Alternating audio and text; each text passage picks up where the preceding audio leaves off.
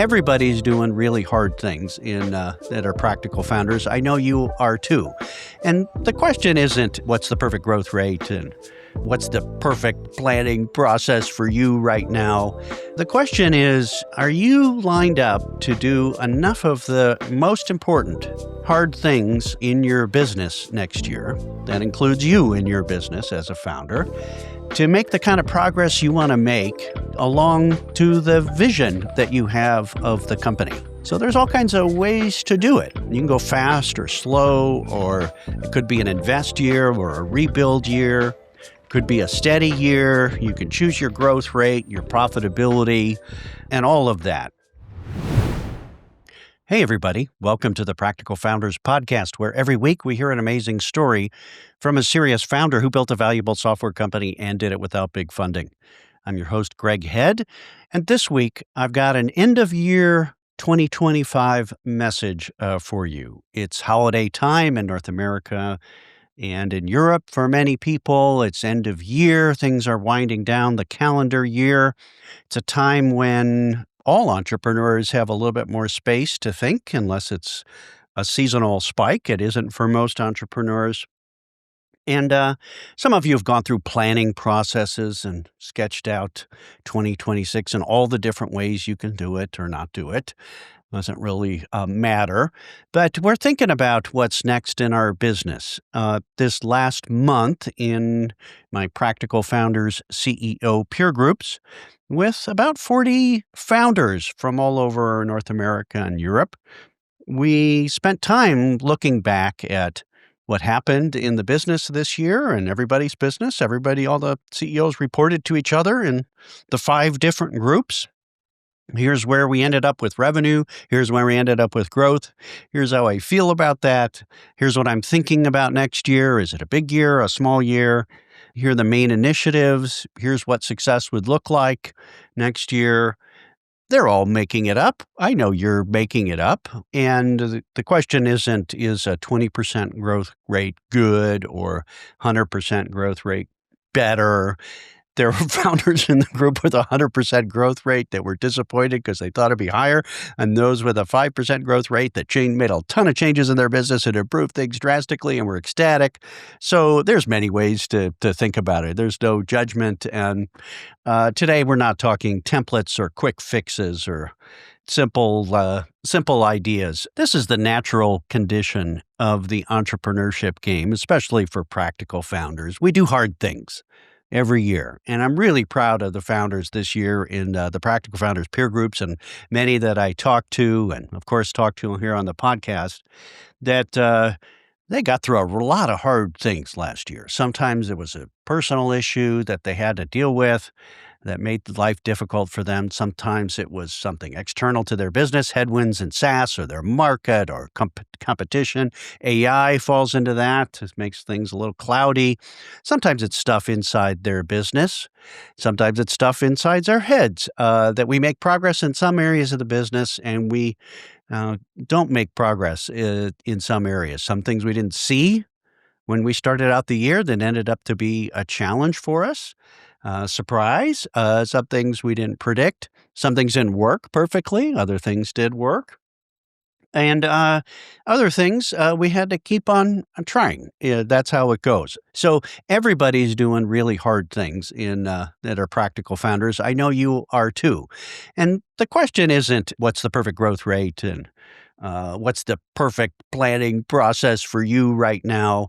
The question is, are you lined up to do enough of the most important hard things in your business next year? That includes you in your business as a founder, to make the kind of progress you want to make along to the vision that you have of the company.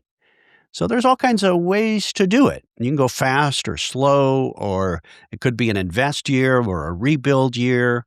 It could be a steady year. You can choose your growth rate, your profitability, and all of that. So the question is, are you set up to make the most progress moving the things that are hard in your business and important to make the kind of progress that you make? So I'm not here to talk about the easy stuff, the stuff that We as founders, we have superpowers. We're really good at stuff. It's easy for us. It happens in the business. It's the day to day that we don't have to think about too much. And many of you have businesses from maybe say 2 to 10 million that are building a factory, and more gets in that we just do this every day kind of thing. So when we talk about planning processes and thinking about the next year and looking back to this year, we're talking about moving the most important hard things, not everything. So it's the hard stuff that gets us and gets us stuck.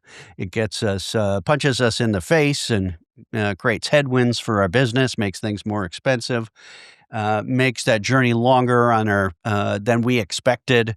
And I've been doing this a long time, and I've spent time with literally 3,000, 4,000 founders. Now I'm inside 42 software businesses every month with my Practical Founder peer groups, founders, and I almost have never heard that a founder tell me we got there faster and easier than we thought. So there was a lot of success, a lot of happiness. Everybody made progress this last year, CEOs in my peer groups, in their business. But there was different versions of it was a good year, it was a hard year. We were, below expectations by this much or a lot. The good news for all practical founders is you don't have big VC funding signed up for big goals. And if you miss the goal by a little bit, it's total disappointment. You kind of got a gun to your head. And if you don't keep up with that, it's an all or nothing proposition. So for better or worse, practical founders survive long enough to come at it again and do it again next year. We do hard things, and that's what gets businesses up and running. But to continue, the game changes as your business grows and life goes on. So I want to share 5 useful questions for you to think about your next year. Maybe that's your next quarter. Not everybody plans in years, which is just fine. So when I talk about year, we'll just say it's next quarter or your next sprint or your next time phase. I like to think about generally in the year and then prioritize for the quarter and what I do. But, if I were running a bigger business, which I have with hundreds of employees inside a public company and big budgets and all that stuff, it's a 3-month detailed planning process to say, here's what we think the priorities are and so forth. So, by the way, the most advanced planning processes that take the most time, the EOS planning process, all the other strategy planning process, doesn't guarantee that you're going to do better than somebody who doesn't have a lot of planning process, but makes the most progress on the most important things, generally on the hard list, to improve their business. So let's talk about the 5 things, 5 questions that are useful for you. Again, they're not templates. I just want you to hear what's going on. These are laws of nature. This is the human condition, the struggle, the conflict, the hero's journey. I'm not great at anything new here. Shakespeare's talked about all of this. Every strategy book has talked about it. There's all kinds of ways to do it here. But I'm going to give you some thought-provoking questions that I think are useful for practical founders to give you a better chance for success next year.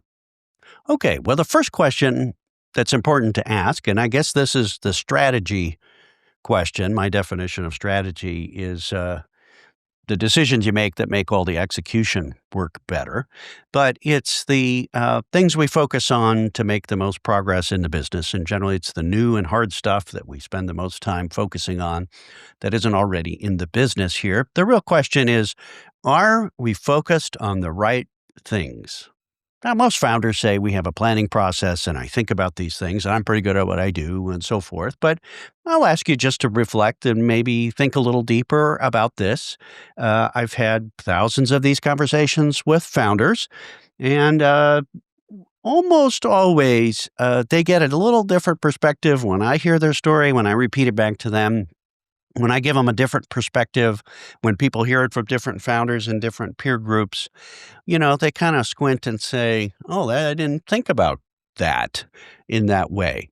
And especially if you look back at this year, really ask the question, did we focus on the right things this year? Did they move? Were we surprised? What got added to the list this year? Is there something we would have done differently? And we have confidence about this and fidelity that we're working on the right things. It's kind of the job of the founder, CEO. One of the main jobs is to make sure we're doing the right things. Everything else you can delegate, but that's one of the things that CEOs are responsible for, to make sure we're focused on the right things. So we have some confidence about that, but we also have humility. I've been doing this a long time, looking at that quarterly annual planning process, whatever it is, and realizing that we never crushed it, every time for everything. And almost always we get to the end of it and there was surprises and some learnings, and we didn't get as far as we thought, and our expectations and our optimism's a little higher. So maybe just having a think about, really, are we focused on the right things in the business next year? Again, there's all kinds of people that have very detailed planning processes. And if you've been part of a big organization, you know what that's like, or have created a big the bigger that is, the more that planning and alignment and budgeting and coordination is important. And also creates the challenges that big companies suffer with. And there's all kinds of ways to do it. There isn't one rate to do it. So maybe if you look back and you look forward to whatever the next period is, to think, what are those things? So I know founders who say a very detailed process. I thought a lot about it. Here's what's going on. Here's the data. Here's what we think about that. Here's where we want to be. Here's what we do next. We align the team. We figured it out. We prioritize the roadmap and go to market and what's more important in the business and new initiatives and new products. And yeah, we put a lot of thinking into that. But, just have a think about that at the end of this year while things are quieting down, and say, am I missing anything? There's a lot of founders, by the way, who kind of get through the quarter and don't really think a lot, don't spend time in a disciplined way or a deliberate way thinking about their business. So some of those founders, the bigger you are, the scrappy founder that gets something going, the bigger they are, the more of a surprise it is. They have to be more deliberate about thinking about what the right things are, and in focusing on them. So it's not as simple as we just do, more of what's working and, deal with what comes up. That's one way to do it. We just, it's one way to do it, by the way, that gets you stuck. When you say yes to everything, eventually you get stuck. So strategy, another definition, is the things we say no to. Remember, Jason Fried on the podcast here from Basecamp talks about, we don't do annual, quarterly, or annual, quarterly, or 3 or 5 year planning. We kind of know what we want and where we're headed, and we look at our next sprint and say, what are the most important things we need to do next? And to fix something in the product or advance something or try something new or whatever. So there's, it's less about the process and more about the thinking behind it. And the world's changing. So you might, have another think about the headwinds of SaaS and AI coming in, what's happening in your market and your competition. Founders think they have a good plan. I'm certainly one of those, and I've been humbled by that as well every year. And but if you sold your company, and very smart private equity buyers with their spreadsheets and MBAs and so forth came to your business, they come to a different conclusion than you, the founder, about what to do in the business and what's most important and what happens next and what things should we prioritize. And if you hired a CEO to take over your business, if you hired me to take over your business, I wouldn't see it exactly the same way. So another thing to recognize is the founders. This is the beauty of the founder magic and entrepreneuring and starting software companies and practical founders, is the superpowers. Strengths and weaknesses of your company often reflect the strengths and weaknesses of the founder. So maybe one of those areas to look at to say, I'm really good at this. We'll talk about this in one of the next questions here. But so you might just double check your blind spots, double check what's really happening out there, your biases, so forth. If you have tendencies that say, I'm always like this, then you might look on the other side of that and say, if I'm too systematic, am I thinking big enough to look at what's wild? If I'm always looking for the next shiny object, am I really paying attention to the systemizing in the business? The other things like that. So this is where advisory boards and sometimes founder friends, if you do it the right way, your senior leadership team, definitely peer groups, CEO peer groups, co-founders, where you go off and do the offsites, help you give you better perspective on the situation. Solo founders who don't have an advisory system in some way, and that's where I am in my business right now as a solopreneur.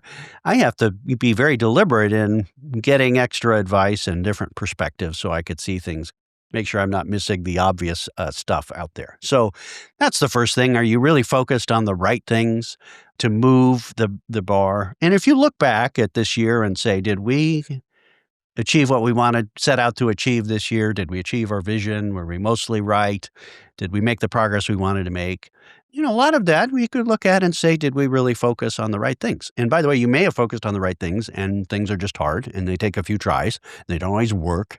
And that relentlessness to come back is part of it. So you might have gotten it right, but, didn't make the progress you want to make. So the corollary to this, are we focused on the right things, is, are we really focused? And this is where entrepreneurs suffer. We tend to see a lot of opportunities, the shiny objects, the visions, and we tend not to prioritize and concentrate and invest and say no to the things that we're not focused on in the business here. So this is a chronic problem, of course, going from startup saying yes to everything to sorting it out and creating a more scaled up business is creating more focus to invest enough in the right thing. So, it's a myth that if you had a lot more funding, you'd make a lot more progress.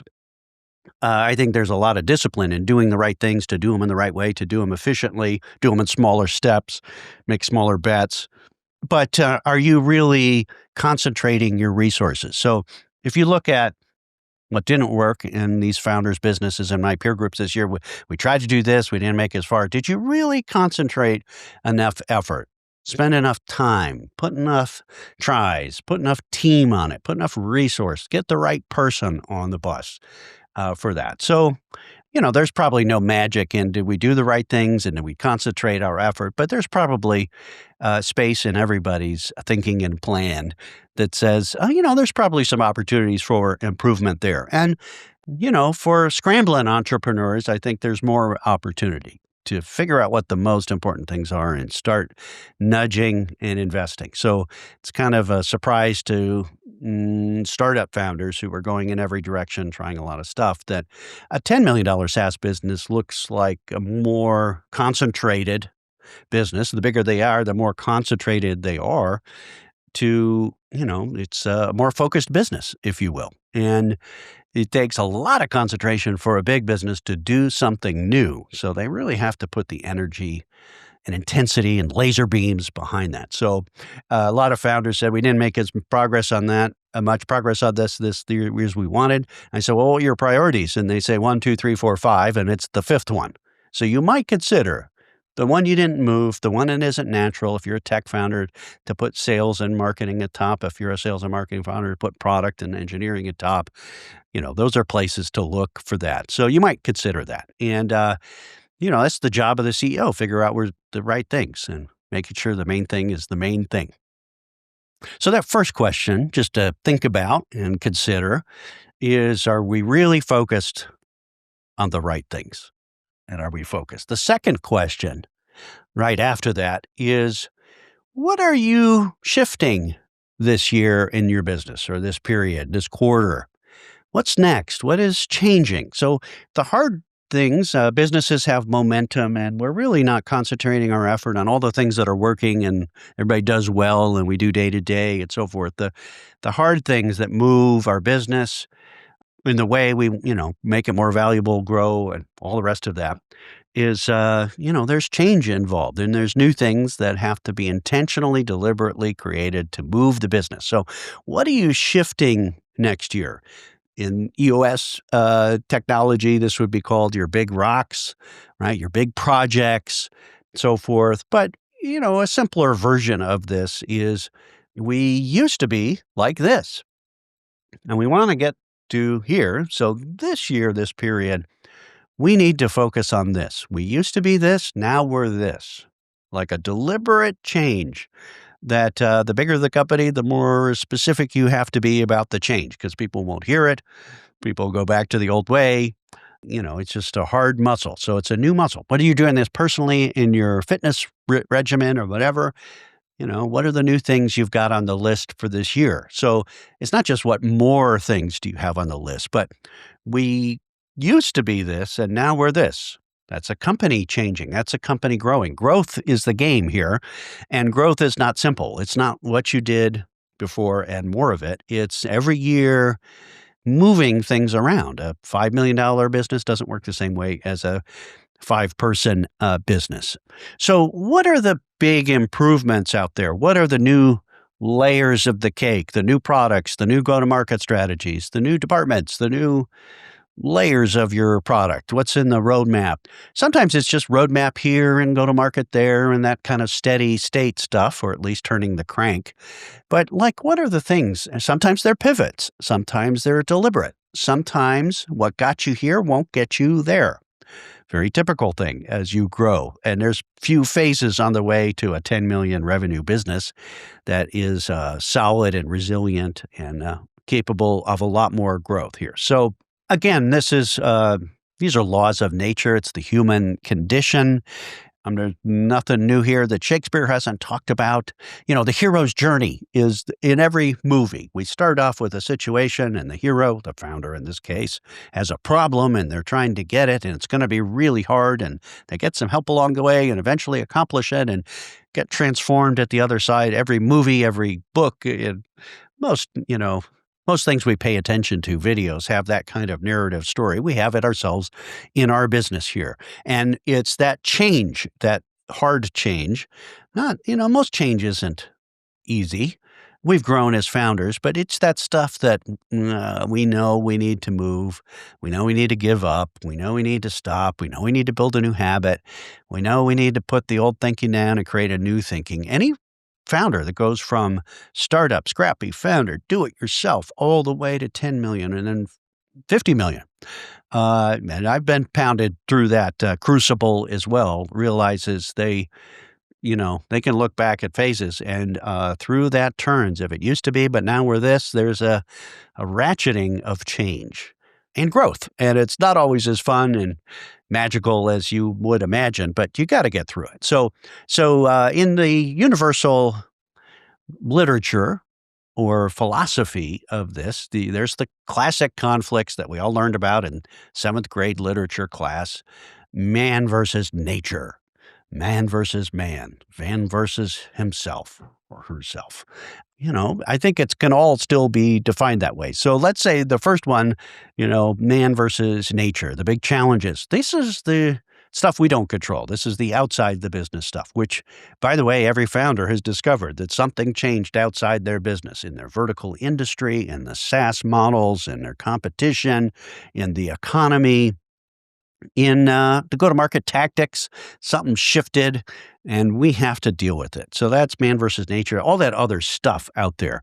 And what has changed in the business? By the way, this is the area that it's really hardest to plan for. We didn't know SEO was going to be fundamentally changed as people Googled things in ChatGPT, but so any business that was very dependent on SEO this year was really challenged by it. So, there's a bucket of things there that are challenged in the economy and our industry and our competition and so forth. So those are going to continue to happen. Are you thinking enough about those next year to say we got some space to deal with whatever shifts are going to come at us next year? Because they will be there and they're not really in our control, but we can respond to them. The second one, man versus man, is either the direct competition or let's call it what's happening inside our business, our internal challenges. Those are easier to see, sometimes harder to deal with, but we can look across our business and say we're good in product and engineering, and we need to innovate more, and we need a new marketing strategy. Most companies, depending on the founder or their phase, have a great muscle. The product's great, but we need more push on the sales and marketing side. Sales and marketing's good. I need more push on the product side. It's generally one of those. But there's all kinds of growth challenges that happen. What our tactic that got us to 2 million isn't really working. We got to get another tactic or two to get us to 10 million. The size of company changed. Now we got 50 employees. What worked before doesn't work now. This is the people stuff in the business. I think I got the right team members over here on the bus, and I got to manage these over here. I got to add products. These are stuff that it's inside our control, the stuff we do. We don't know how it's going to work out there in the world, but we have less control of it when it leaves the building. But that's generally where planning is focused, and not really talking about the game theory and how to place bets on the external stuff. We can do a lot of that internally as well. So that's generally when you think of the plan. It's all the internal stuff that you're going to do next year and, get from here to here. We were that, now we're this. And we're going to stop this, and now we're going to start this. By the way, founders usually get pretty clear about this, and it's a surprise to their teams. So you've got to be very deliberate in communicating. We used to be this, right? Okay, now we're not doing that. We're doing this. And you got to, surprising how many times you got to repeat that message for people to actually hear that. So good news is they got the habit of this, but changing a habit is hard inside a company. The last bucket that's also probably underutilized as a place to look about the things we need to do next year to achieve our longer term vision, whatever that is, keep growing, solve the industry problems, get out of survival mode and get back to growth, whatever that is. The biggest thing is ourselves as leaders. This is man versus himself, right? So we think about the external factors we don't have control over, the internal factors.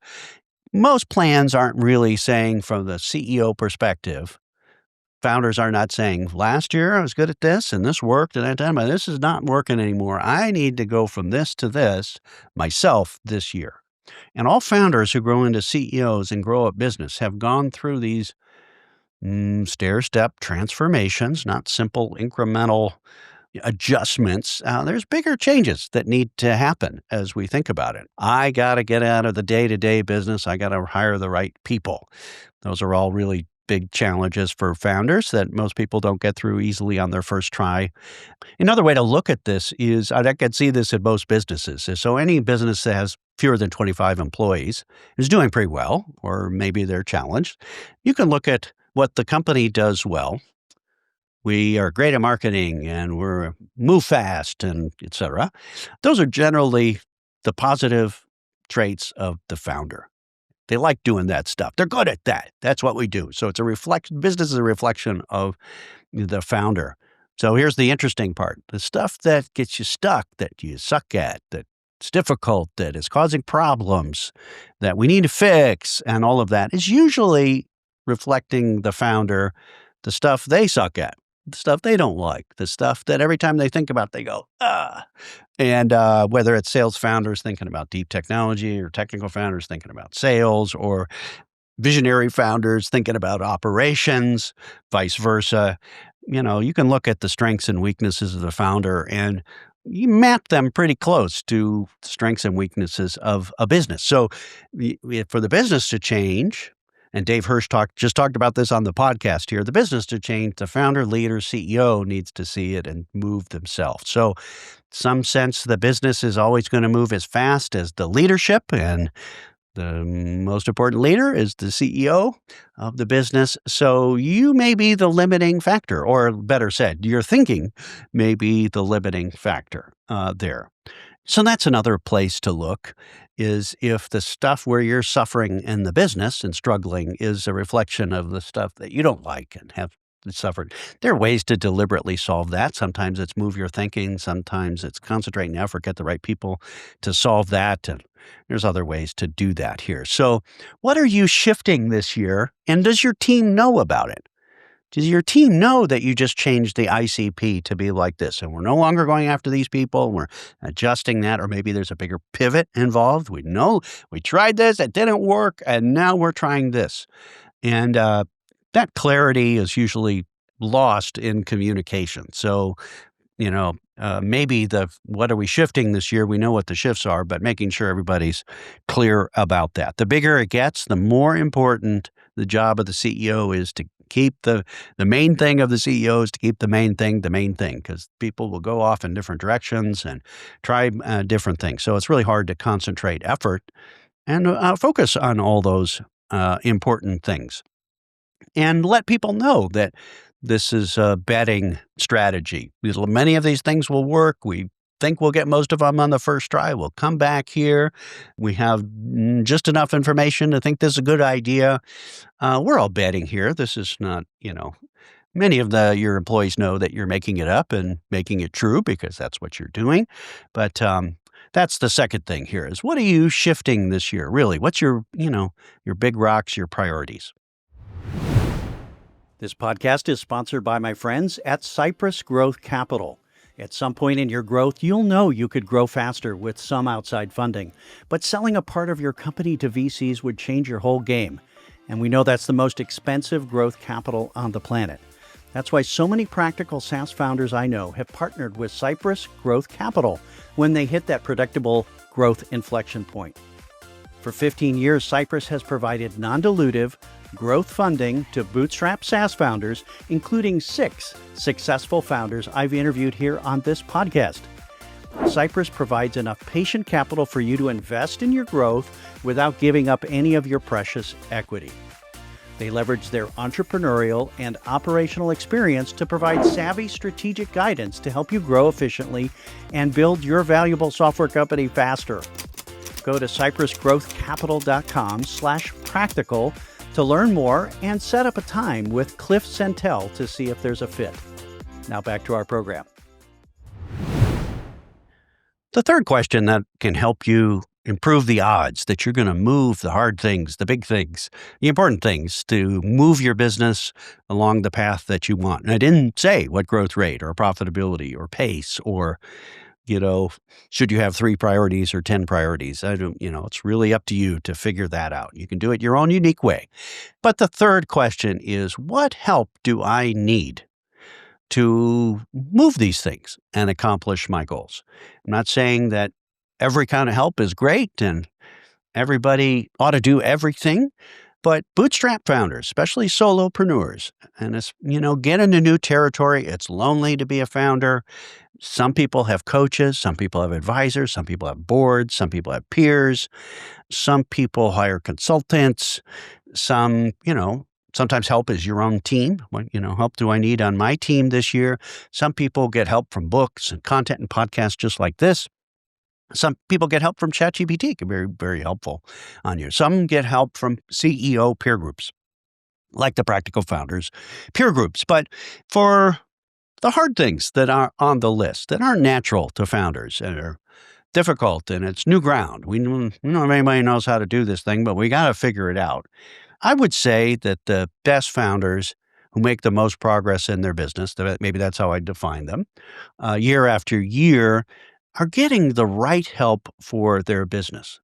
I'm not saying they're getting overhelped and they read every book and they believe everything and they download every template. And no, that's not what I'm talking about. That's the simple stuff and may or may not be helpful over there. But they do the work to figure out what the hard thing is they have to move and then figure out what they can do on their own and their own thinking and what advisor, what help, what book, what concept, what conversation with other founders do they need to move that? That's getting just the right thing. And everybody's different. So there's no should in here about doing any particular way. But I would say that moving hard things, whether it's your personal fitness goal that you struggled and procrastinated and so forth, getting help can make a lot of difference. Sometimes an app, sometimes it's a tool, all these kind of things. How are you going to get help for yourself to move this thing that hasn't been moving? So the key is getting the right help at the right time for the right problem. That's a skill that founders learn. It's not take the latest tweet or the simple template or, the latest book you read or what advice somebody said who's always done it before. Practical founders have bought our independence, right? We don't have to take anybody's advice, including this here. So you're going to take what you want from that works for you in your special way. And that craft of taking new things and learning them and hiring the right person, of all the people you could hire this year, to help you think through something, a consultant or get a job done in your business, a contractor or employee, right? Getting really good at that is part of the skill of being a great entrepreneur and CEO. Most bootstrappers fortunately don't waste too much time on things that don't work and don't spend a lot of money. They tend to be the opposite. They kind of underspend in their time, effort, and the rest to get new ideas and think about the right thing. So you can be very efficient about this. And you may find the gem here in this free episode that's useful to you today. And you don't have to hire, but you can be practical about it. And I know the founders in our Practical Founders peer groups want their advisory board of other serious founders at about the same stage, very diverse industries and personalities, who can reflect back to them on their business and efficiently, give them possibilities and tailored recommendations, understand the context of their business in a trusted, confidential forum. That's one way to do it. So there's all kinds of ways to do it. You're going to find it, but you might consider, how can I get better help to move the things that are harder for me and my business to move this year?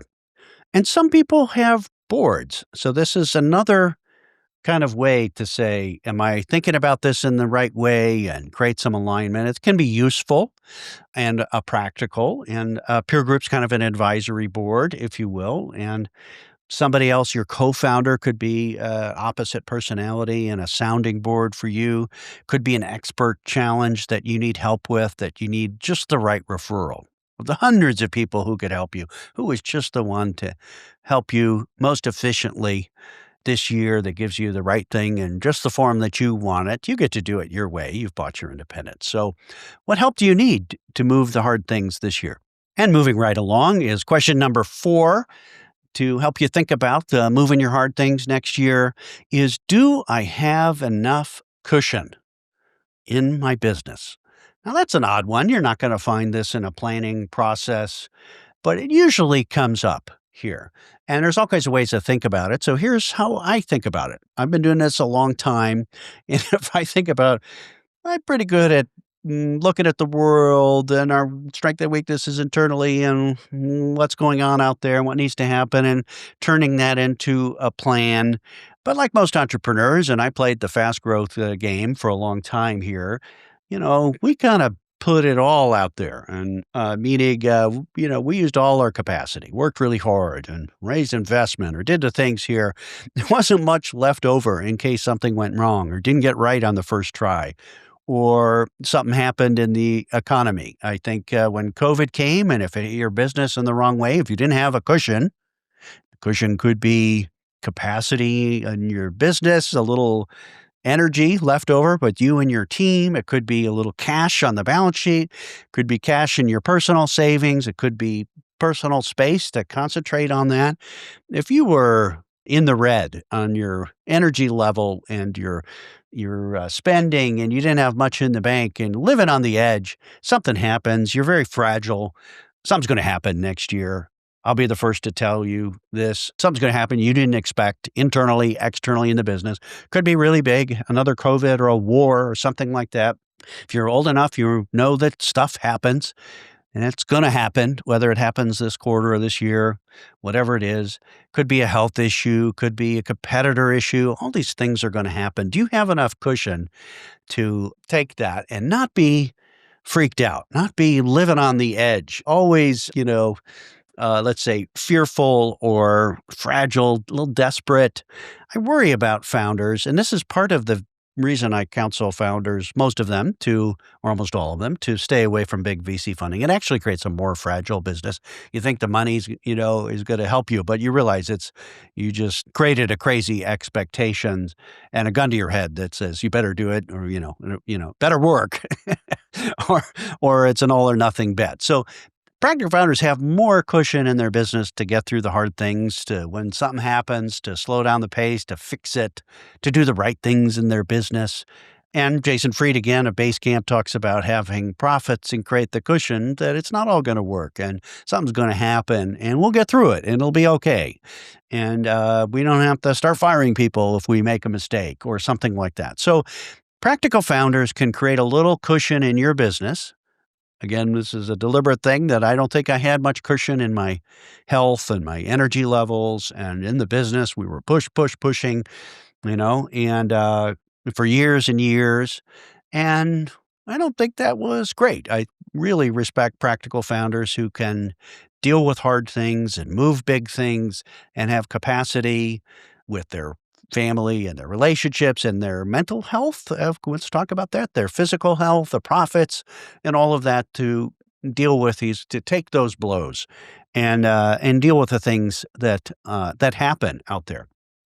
Another way to think about this that's useful for practical founders, especially as your business gets up and running and people are talking about budgets and hiring plans and getting a little more predictable, a little bit longer out, is to balance the upside potentials in your business with your downside headwinds in your business and know that some of them are coming. So, a business with no cushion is imagining everything is going to work, it's going to have an impact on the business, and if it doesn't work, there's a problem, and we haven't planned for any downsides. So, another more balanced way to think about this is if you know there's going to be some headwinds coming that you don't know about, right? The unknown unknowns.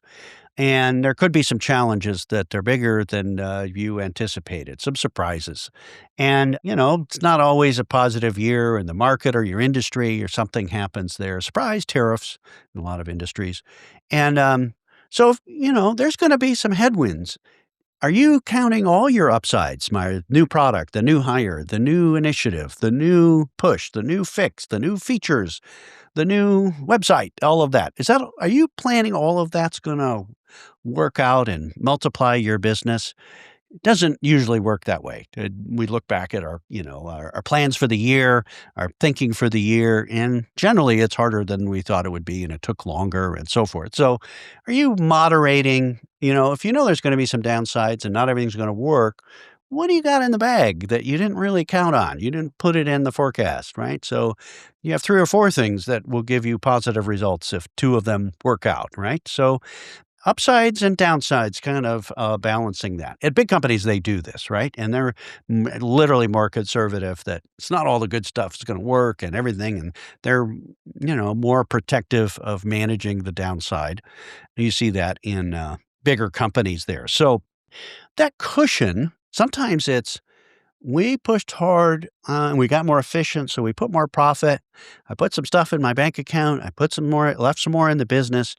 And now, when we know what to invest in, it sounds like we can invest more, right? So there was a cushion there that lets us come back and invest more in the business there. So it's what drives me crazy about the U.S. government financial situation, our debt, our deficit, is we're creating an absolutely expensive and very fragile system. If something happens, another COVID or whatever here, to take the drugs and do the debt and, a war or something happens, right? We're not really that resilient. It's not very practical. It's kind of silly and so forth. So, do you have a little reserve? Do you have a little health? That could withstand a stressful time? Could your team have some capacities? Everybody burn out.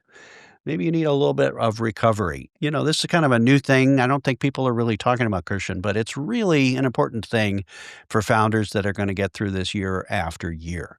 And I've done the long run 3 or 4 times in the business here. So, do you have the stamina to keep going and keep trying and keep pushing and try the 10 things and get through 5 and try the 10 things and get through 5 year after year, dealing with all of that and not run out of steam? So, a lot of founders sell their business because they're just tired and they're living on the edge.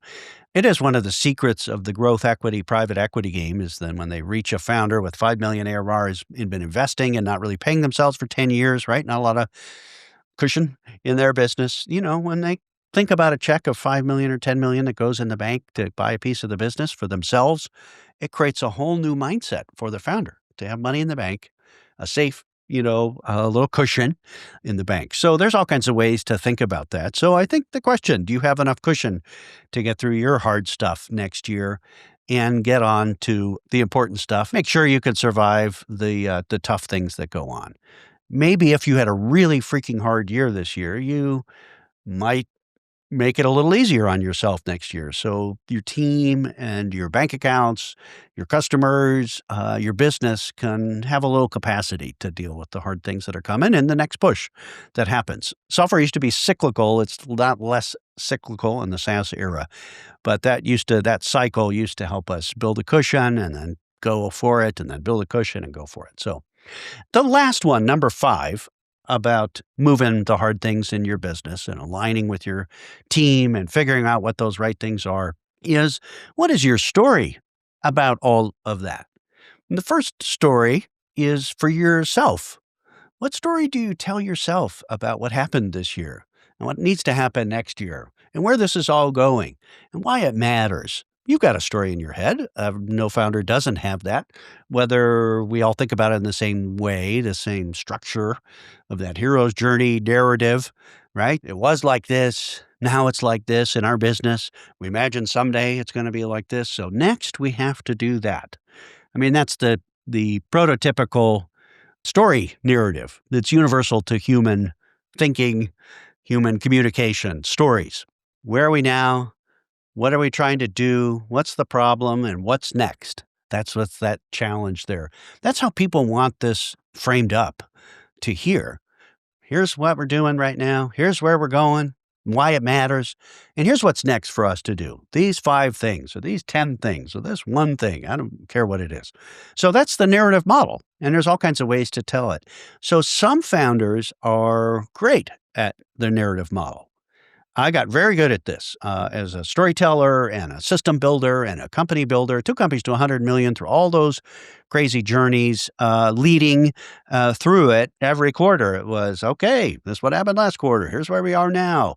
We're still headed over here. And, and for 3 steps, we'll get there. But this is the next step. And this is what goes in that next step. These are the main priorities and so forth. So we spent a lot of time on that. But there was always a story that employees and team members, sometimes customers and partners, and often investors should repeat, right? We all think in this way, and it's often left to run around in the founder's head. They're not communicating the story of this. And, the story is made up. I know that you're making this up. You're making up your company, and whatever your company is now, you made up and made happen, made true.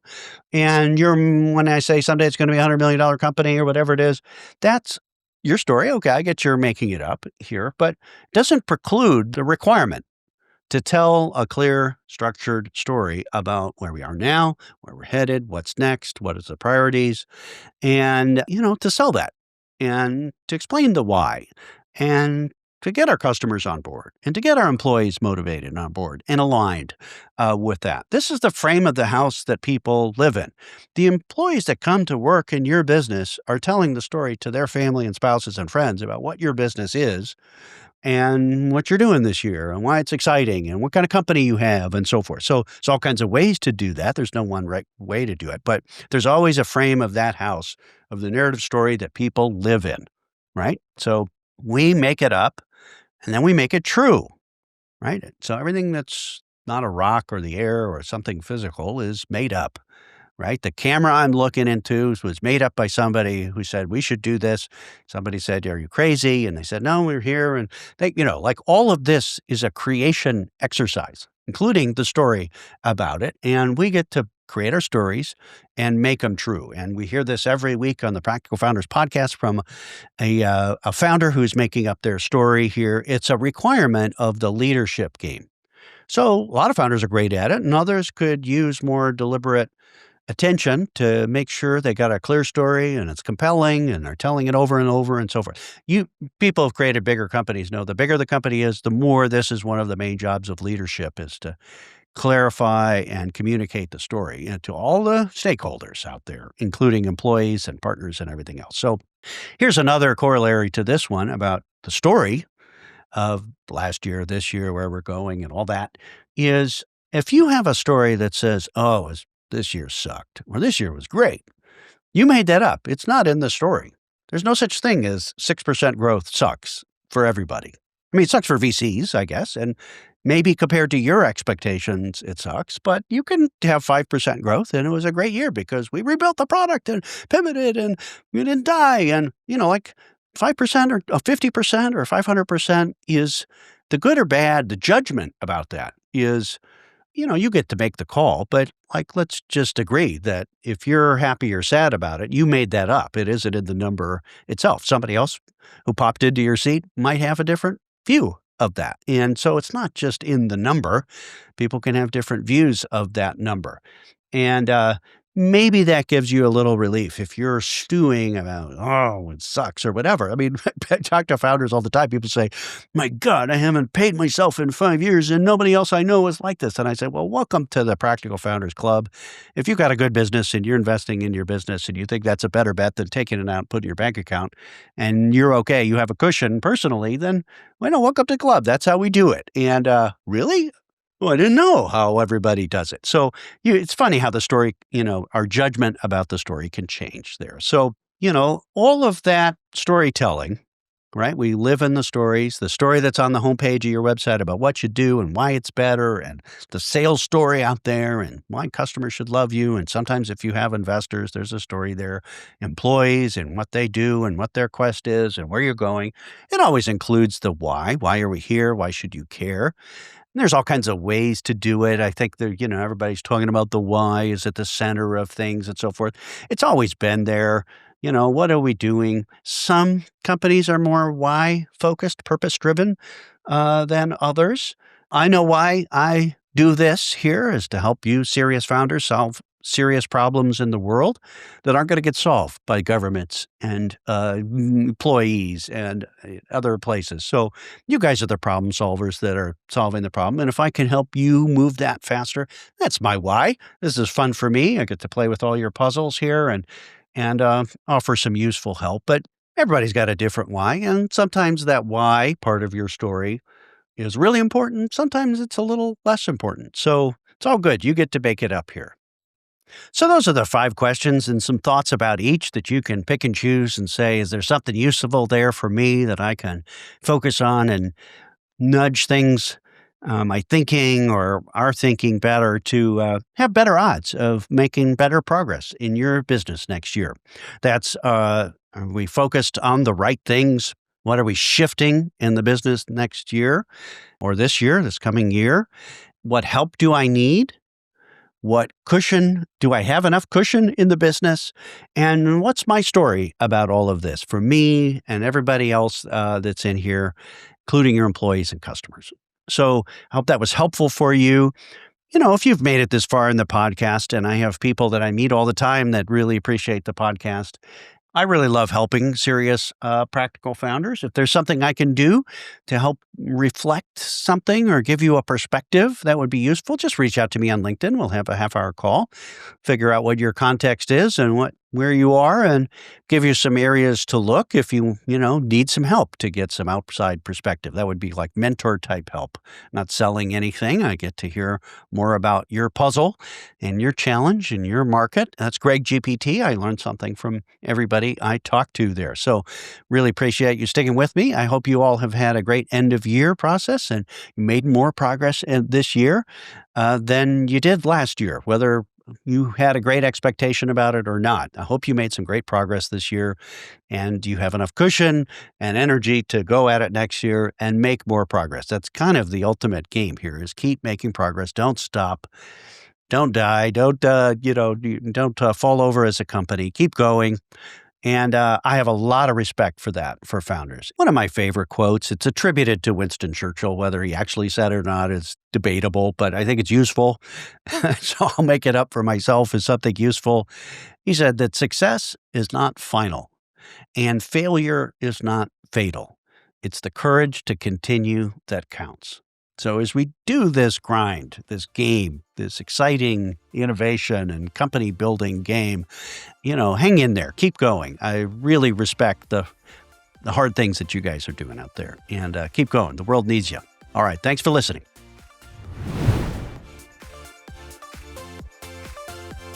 Thanks for watching this week's interview on the Practical Founders podcast. Be sure to like this episode and subscribe to the Practical Founders YouTube channel to keep up with my weekly in-depth interviews with serious software founders who are building valuable software companies without big funding. You can check out my blog, all the podcast episodes and information about my Practical Founders CEO peer groups at practicalfounders.com, or message me on LinkedIn if you'd like to connect. See you next week.